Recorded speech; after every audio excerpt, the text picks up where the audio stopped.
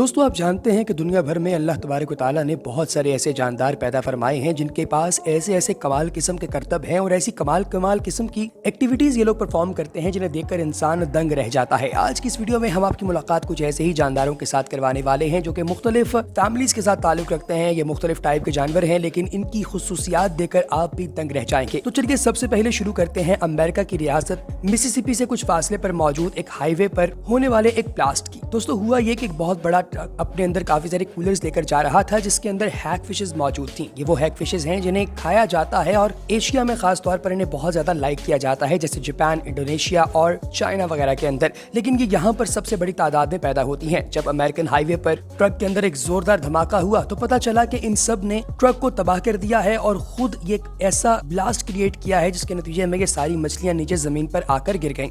दोस्तों उन्होंने अपने इर्द गिर्द एक म्यूकस की बहुत बड़ी लेयर जनरेट कर ली और उसके अंदर सांस लेती रहीं। बाद में अथॉरिटीज यहाँ पर पहुंची और उन्होंने इस बात का पता चलाया कि जब हैग फिशेस एक जगह पर इकट्ठी हो जाती हैं तो इनके अंदर इतनी ताकत आ जाती है कि ये किसी भी बड़े से बड़े मेटल कंटेनर को फाड़ सकती हैं। है ना अमेजिंग दोस्तों? कभी आपने सोचा है आज तक कि मछलियां एक कंटेनर को फाड़ देंगी? जी हाँ दोस्तों, ऐसा हो सकता है। दोस्तों अब बात करते हैं नंबर 2 की, जो कि है एक फ्रॉग। इसका नाम है अलास्कन वुड फ्रॉग। दोस्तों सितंबर की बात है कि जब बहुत ही ज्यादा सर्दी आना शुरू हो जाती है अलास्का के इलाकों में, जहां पर दर्जा हरारत -20 डिग्री सेल्सियस तक पहुंच जाता है, तो इस ठंडे मौसम के अंदर ये टोटल जम जाते हैं। जी हाँ दोस्तों, ये फ्रॉग्स मुकम्मल तौर पर जम जाते हैं, इतने ज्यादा कि अगर आप इनकी पूरी बॉडी को चेक करें तो ये बिल्कुल पथराई हुई लगती है। अगर आप इसके पाँव को थोड़ा सा बाहर की तरफ खींचें तो ये लकड़ी के छोटे से पीस की तरह से टूट जाता है। इनका 80% बॉडी का जितना फ्लूइड है वो सारे का सारा बर्फ बन जाता है। इनका खून, इनकी सांस, इनका लिवर, इनका हार्ट, सब कुछ मूवमेंट बंद कर देता है और मेडिकल की जुबान में ये बाज़ाब्ता डेड होते हैं। लेकिन सिर्फ 7 महीने के बाद दोबारा इनके हार्ट में एक इलेक्ट्रिक चार्ज पैदा होता है जिससे ये एक दफा फिर से जिंदा हो जाते हैं। इन्हें वर्ल्ड वाइड फ्रोजन फ्रॉग का नाम भी दिया जाता है। दोस्तों इनकी बॉडी के अंदर जब साइंटिस्ट ने रिसर्च की तो पता चला कि एंटी फ्रीजिंग एजेंट पैदा हुआ है जो कि अपने अंदर ग्लाइकोजन रखता है। इसकी वजह से होता यह है कि इसके ब्लड सेल्स और सोमेटिक सेल्स यानी बॉडी के तमाम सेल्स के इर्द गिर्द एक लेयर बन जाती है, जिस लेयर को प्रिजर्विंग लेयर भी कहा जाता है क्योंकि इसके अंदर मौजूद सेल्स की डेथ नहीं होती और ये जब चाहते हैं तभी जिंदगी की तरफ वापस आ जाते हैं। दोस्तों नेक्स्ट हमारे पास है लायर बर्ड, जो कि ऑस्ट्रेलिया में रहता है। दोस्तों ये एक ऐसा बर्ड है जो कि अपने इर्द गिर्द होने वाली तकरीबन तमाम ही आवाज़ों की नकल करने की सलाहियत रखता है और ये सलाहियत सिर्फ और सिर्फ तोते की तरह एक बात को रटने की नहीं बल्कि ऑलमोस्ट हर एक वॉइस को कॉपी करने की है। जी हाँ, अगर आप गौर करें तो आपको अंदाजा होगा कि ये अपने इर्द गिर्द किसी के गाने, किसी के भौंकने और इवन गाड़ियों के हॉर्न तक की मिमिक्री कर सकता है। ऑलमोस्ट हर एक वॉइस की मिमिक्री करना इसके लिए बिल्कुल आसान है।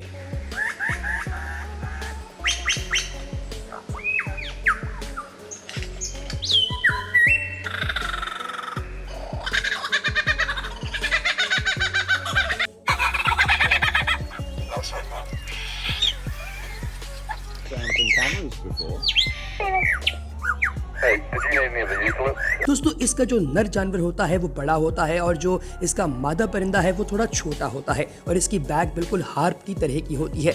ये गाना गाकर अपने मेट को सेक्स के लिए अपनी तरफ बुलाता है और जंगल में इर्द गिर्द होने वाली तमाम आवाज़ों की मुकम्मल गिरफ्त रखने के साथ साथ जब चाहे जिस मौके पर चाहे किसी भी आवाज़ की नकल उतार सकता है। साइंटिस्ट ने तजुर्बे के तौर पर देखा कि इसे एक ऐसी जगह पर रखा गया जहाँ पर बिल्डिंग की कंस्ट्रक्शन हो रही थी, तो इसने कंस्ट्रक्शन के तकरीबन तमाम ही आलात की मिमिक्री कर दी और फिर उसके बाद जब इसे जंगल के अंदर रखा गया तो वहां पर शेर के दहाड़ने से लेकर कुत्ते के भौंकने तक तमाम आवाजों की मिमिक्री करना भी लायर बर्ड के लिए जरा बराबर मुश्किल नहीं था। और दोस्तों अगर आपको कभी लायर बर्ड दुनिया में कहीं दिखाई देगा तो इसका ताल्लुक यकीनी तौर पे ऑस्ट्रेलिया से होगा क्योंकि ये इसके अलावा कहीं नहीं पाया जाता। नेक्स्ट वन है हुडेड पिटोहोयो। दोस्तों हुडेड पिटोहोयो जो है ये बुनियादी तौर पे न्यू गिनी से ताल्लुक रखता है और ये इंतहाई जहरीला परिंदा है। आपने बिल्कुल ठीक सुना, इसकी बॉडी के अंदर एक न्यूरोटॉक्सिन मौजूद होता है जिसका नाम है बेट्राकॉन, जो कि डार्ट फ्रॉग्स के अंदर पाया जाता है और आप जानते हैं कि डार्ट फ्रॉग अगर किसी को काट ले तो उसका बचना बहुत मुश्किल होता है। दोस्तों इस बात का पता सन 1989 में जैक डेम नामी एक ऐसे शख्स को पता चला जो कि परिंदों पर रिसर्च कर रहा था। ये एक ऑर्निथोलॉजिस्ट था और जब इसको पता चला कि ये एक परिंदे को कैद करेगा तो उस परिंदे की शक्ल हमेशा खूबसूरती के साथ लोगों ने देखी है और इसका नाम हुडेड पिटोहोयो है, तो इसे इस चीज़ का अंदाज़ा बिल्कुल नहीं था कि ये इतना जहरीला परिंदा है। ये जैसे ही उसको कैद करने लगा तो उसको पता चला कि ये जिस भी पार्ट ऑफ बॉडी को टच करे वो एकदम डेड होना शुरू हो जाता है। वो तो भला हो कि इसके साथ फर्स्ट एड मौजूद थी और इसकी जान बच गई, अगर ना होता तो शायद ये भी इस दुनिया से चला जाता। अगर कभी आपको जंगल के अंदर से गुजरते हुए ये लाल और काले रंग का खूबसूरत परिंदा दिखाई दे तो दोस्तों इससे दूर ही रहिएगा, क्योंकि ये टॉक्सिन इसकी बॉडी के अंदर लगातार प्रोड्यूस होता ही रहता है। नेक्स्ट वन है दोस्तों एलिगेटर्स। दोस्तों ये बिल्कुल मगरमच्छ की तरह दिखाई देने वाले जानवर पिछले 65 मिलियन साल से इस दुनिया के अंदर मौजूद हैं। इसके साथ के तमाम जानदार एक्सटिंक्ट हो चुके हैं, लेकिन ये आज भी मौजूद हैं। दोस्तों ये ज्यादातर नॉर्थ कैरोलिना के अंदर पाए जाते हैं, जहां पर इंतहाई ठंड के अंदर इन्होंने एक ऐसा प्रोसीजर दुनिया को दिखाया जिसे देखकर लोग हैरान रह गए। हुआ ये कि 6 जनवरी सन 2018 को सहूलत रिवर पार्क पेज, जो कि यहाँ का एक ऑफिशियल पेज है, उस पर एक वीडियो अपलोड की गई। इसके अंदर देखा जा सकता है कि बर्फ के अंदर जीने की एबिलिटी इन एलिगेटर्स ने पैदा कर ली है। होता यह है कि ये बर्फ के अंदर चले जाते हैं और अपनी नाक को बाहर रखते हैं, जिसे ब्रूमेशन कहा जाता है, जो कि कोल्ड ब्लडेड एनिमल्स की हाइबरनेशन है।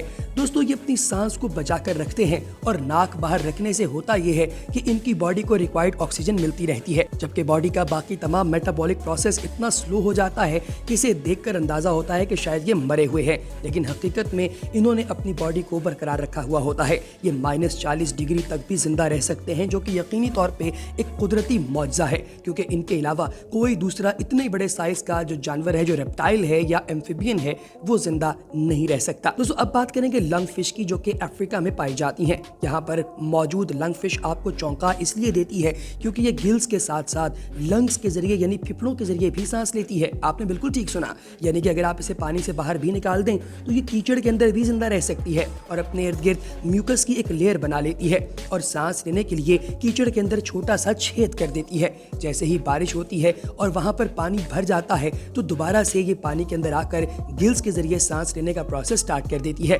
दोस्तों ये ऐसी मछली है जो कि 5 साल तक बगैर कुछ खाए पिए जिंदा रह सकती है ना अमेजिंग। अब बात करेंगे हिप्पोपोटामस के बारे में।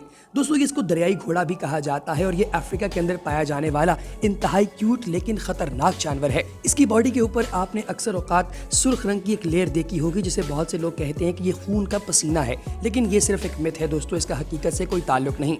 होता यह है कि हिप्पोपोटामस जब भी कभी पानी से बाहर निकलता है तो इसकी बॉडी के ऊपर इस तरह का पसीना निकलता है जो कि बहुत ही चिपचिपा और अपने अंदर ऑयल्स रखने वाला होता है। इसके अंदर ऐसे पिगमेंट्स होते हैं जो सूरज की रोशनी पड़ते साथ ही रेड कलर के हो जाते हैं और इनका हकीकी काम यह है कि ये जरासीमों को मारें और हिप्पोपोटामस को गर्मी से बचाएं, लेकिन इसकी शक्ल चूंकि रेड होती है तो लोगों को लगता है कि शायद ये खून है। दोस्तों ये ठंडे के अंदर इंतहाई स्ट्रॉन्ग रहने की खासियत रखते हैं। आखिर में बात करेंगे डंग बीटल्स के बारे में। दोस्तों ये डंग के गोले यानी कि जो गाय का गोबर होता है उसके छोटे छोटे गोले बनाकर उन्हें तेजी के साथ एक दफा रोल करते हुए अपने घर की जानिब ले जाते हैं। दोस्तों ये कीड़े मकोड़े अपने लार्वे प्रोड्यूस करते हैं जो कि अंडों के जरिए पैदा होते हैं और वो भी इसी डंग को यानी इसी गोबर को खाकर बड़े होते हैं। दोस्तों इसकी खासियत ये है कि ये एक भी जगह से दूसरी जगह पर जहां कहीं भी ये जा रही हो ये बिल्कुल सीध के अंदर मूव करती है। इस डंग बीटल को सीध में मूव करवाने के पीछे आखिर क्या राज है, इसे जानने के लिए साइंटिस्ट ने इस पर कुछ तजुर्बात किए और उन्होंने देखा कि हर मर्तबा तजुर्बे के एंड पर एक ही बात साबित हुई कि ये हमेशा सीध में जाती है।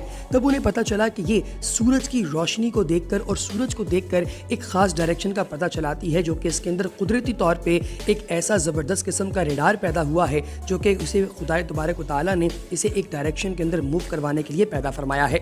दोस्तों ये ऑब्स्टिकल्स के बावजूद बिल्कुल स्ट्रेट डायरेक्शन के अंदर मूव करती है। इस पर मुख्तलिफ एक्सपेरिमेंट्स किए गए तो पता चला कि ये जब भी कभी किसी भी डंग रोल को यानी कि गोबर के गोले को घुमाने लगती है तो पहले आसमान को देखती है। इसे डंग बीटल डांस कहा जाता है और अगर कभी सूरज की रोशनी मौजूद ना हो तो ये कंफ्यूज हो जाती है। लेकिन दोस्तों रात के वक्त इसकी मूवमेंट कैसे होती है ये जानने के लिए जब एक्सपेरिमेंट्स किए गए तो साइंटिस्ट को पता चला कि ये इवन पोलराइज्ड लाइट वगैरह को इस्तेमाल करते हुए भी अपनी डायरेक्शन का पता चला सकती है ना अमेजिंग। तो दोस्तों आपको सबसे हैरान कुन कौन सा जानवर लगा कमेंट सेक्शन में जरूर बताइएगा और अगली वीडियो तक दीजिए इजाजत। अल्लाह हाफ़िज़।